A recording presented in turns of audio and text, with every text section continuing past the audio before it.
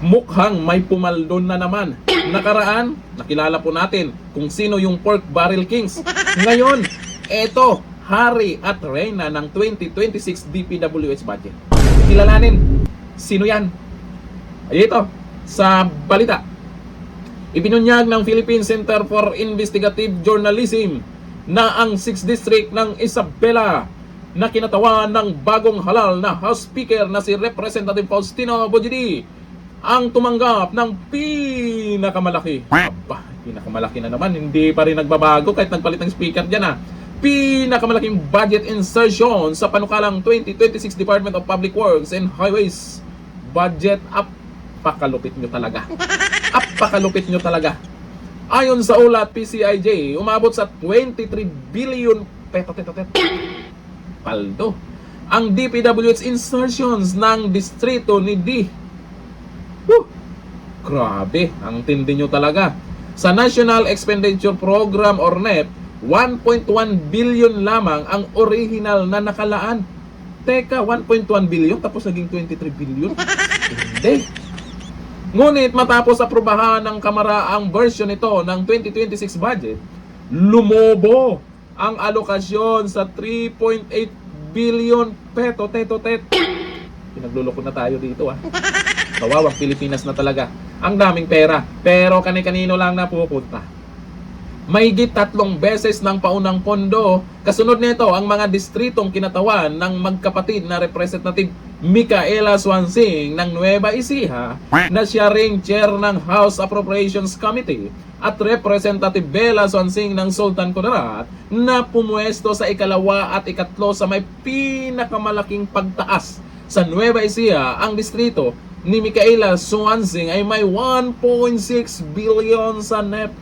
Billion talaga yung pinag-uusapan dito. Samantalang budget nga ng Office of the Vice President na kung saan nakikita natin na kung saan may nabaan, may tinamaan ng lindol, yung mga malalaking sakunang nagaganap, maraming mga nabibiktima, sila yung una nating nakikita, wala pong bilyon yung budget ng Office of the Vice President at may mga proyektong tuloy-tuloy. Makikita nyo po sa page ng Office of the Vice President yung mga nagagawa nila.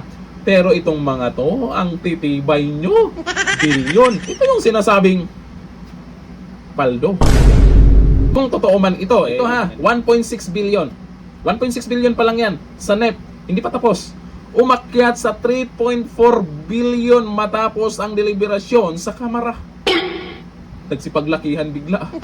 Sus, grabe naman tong mga to. Harap-harapan tayo Samantala, ang distrito ni Bella Swansing ay nakatanggap ng 3.9 billion sa DPWH.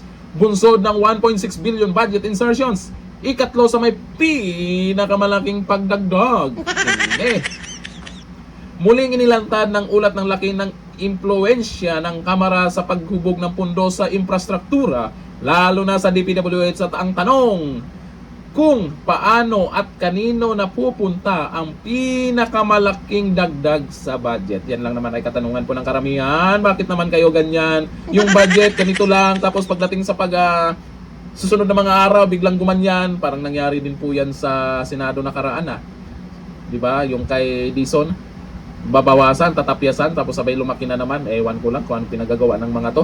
Sana naman malalakas ang loob ng ibang mga congressman dyan para sitahin yan. Hindi naman pwedeng pababayaan nyo lang yan, hayaan nyo lang yung ganyan. Tibay nyo talaga. Ayon po dito sa balita ngayon yan ito, magbasa tayo ng mga komento ng mga netizens kung ano yung nagiging reaction nila dyan.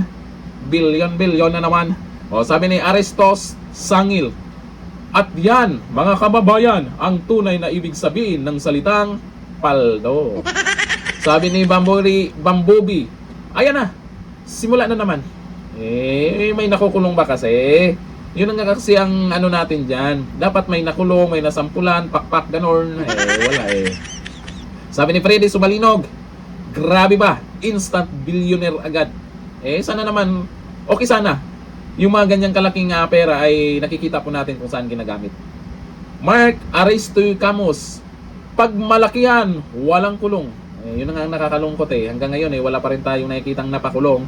Yung mga gusto pa nga nila itong si VP Sara Duterte, ang gusto nilang ipakulong, ipa-impeach at kung ano pa yung gusto nilang mangyari diyan. Pero dito, ang tindi ito. Walang investigasyon ba itong magaganap dito? Eh wala, yan malamang. Sabi ni Nery Padagdag, kahit naka-livestream pa yan, pag gusto magnakaw, may paraan. Eh wala po tayong magagawa kung yan po yung gagawin po nila. Ang merong may magagawa diyan, yung mga kapwa congressman na ko-question diyan sa Senado, mga senador.